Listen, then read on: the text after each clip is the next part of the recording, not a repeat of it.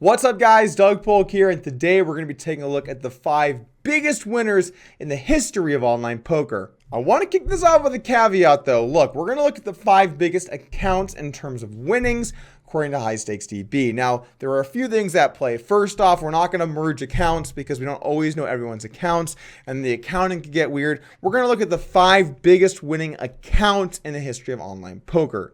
Second off, there might be cross books or betting on the side between people if they won or lost betting on matches. Not going to include that. We're talking about on the table, money won into accounts. Let's jump into it with our top 5 winners in the history of online poker. Coming in at number 5 with over 7.4 million in online poker winnings is Dang, otherwise known as You're in Danger. Now, this guy is very well known from the scene back in the day. He was crushing the nosebleeds in 2007, 2008, 2009, and that's obviously where most of his winnings came from. But if you look at this graph, it is just non-stop straight up winning, and yeah, he might have had a few bad sessions along the way, but the guy clearly knew what was up and crushed his opponents to get to number 5.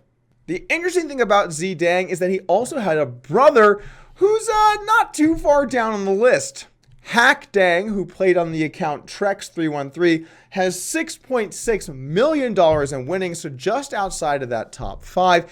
But another great online poker player. Now, these guys used to play all the time back in the day, 07, 08, 09. They would never play in the same game because they didn't want to make it look like they were colluding. They only played separately in different games, but both of them were absolute beasts. And it's pretty cool to see 2 brothers kind of take it to the top like that. It's got to be very helpful when you're trying to make good strategies to beat strong players, to have such a great close resource to bounce ideas off of. You never have to worry about them turning their back on you. It's your family. Now, after crushing the tables over at Full Tilt, both of these brothers have moved into the restaurant business, which is kind of a weird transition, sure, but apparently they've been doing pretty well, opening up several different restaurants. Always great to see people transition from poker into other successful ventures.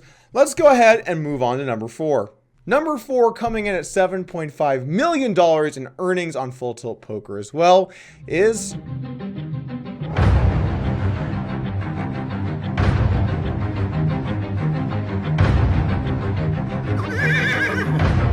Ben.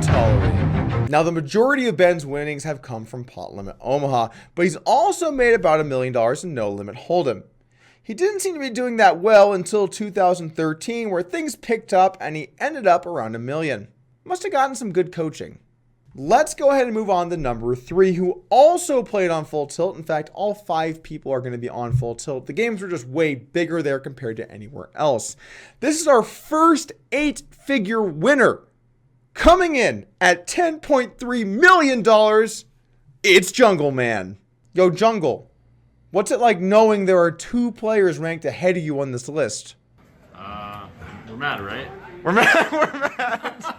We're mad. Give me angry. Now, Jungle is one of the best No Limit Hold'em players of all time, and many people know that because he took on everyone in the heads of No Limit Streets, including the Tom Dwan Challenge. But what most people don't know is he actually did pretty well in most of the other games. When we break down his graph by game type, yeah, sure, he has 5.4 million made in Texas Hold'em, definitely his best game, but he's actually not lost money in any game that he decided to play. He won 1.8 million in PLO, he won 1.4 million in Hold'em slash No Limit slash PLO, he won 1.5 million in 8 game, he won 100K in draw games. I mean, the guy is a jack of all trades. Of our top 5 players, I would say that Jungle's the most still in the poker scene. We played last week on Live at the Bike, he's played on Poker After Dark, and the guy is traveling around constantly looking for some of the highest stakes action in the world. Let's jump in and talk about number 2. This player is a very well-known European player whose accent can sometimes make him a little hard to understand.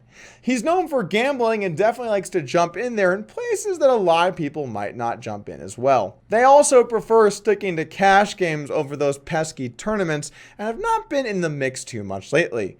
I'm of course talking about Patrick Antonius. In just 2.5 years, Patrick Antonius managed to amass almost $12.5 million in winnings.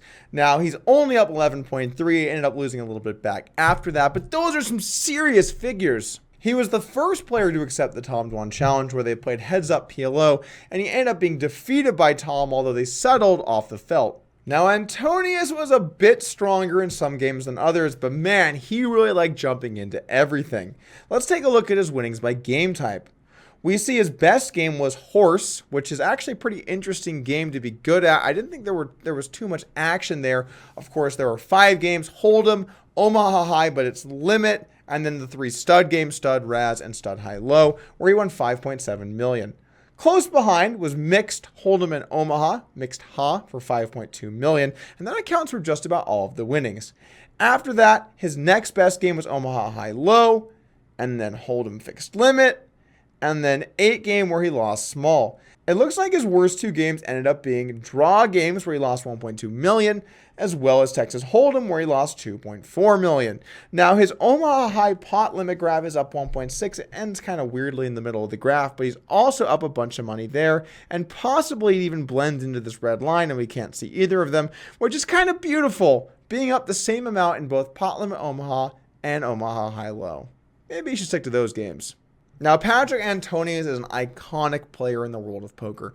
He played all of the highest stakes online, all of the highest stakes live, made millions of dollars, and was involved in so many great hands of poker. I haven't seen him in a little while, and I don't think we know exactly what he's up to, but it would always be great to see Patrick Antonius back on the felt, and I hope that becomes a reality.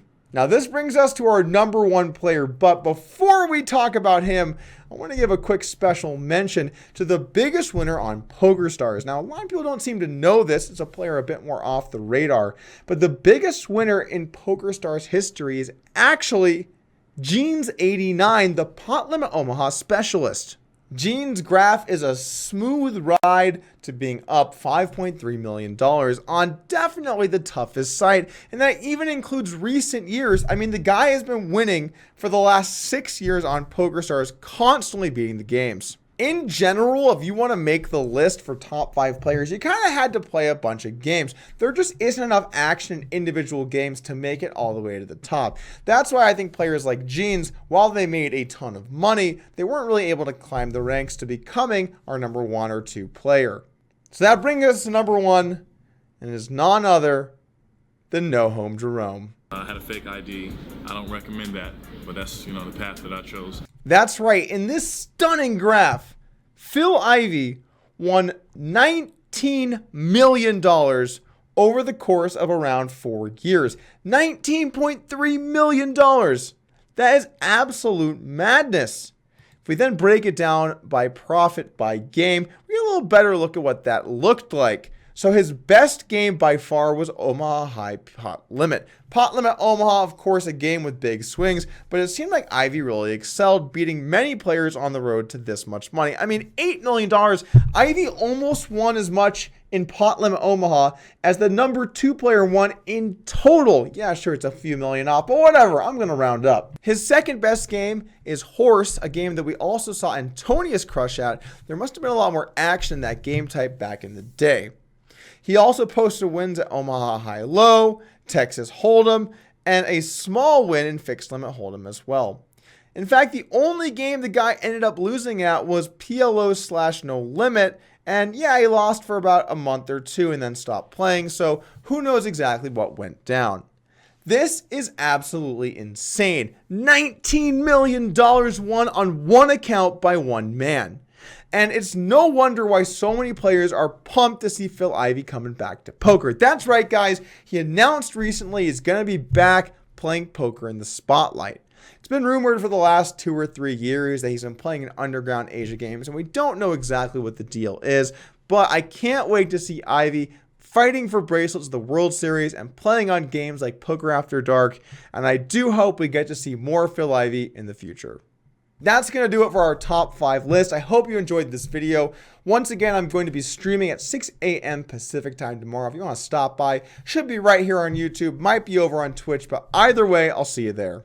Also, we've got a lot more videos coming up lately, so make sure you're subscribed and you don't miss any.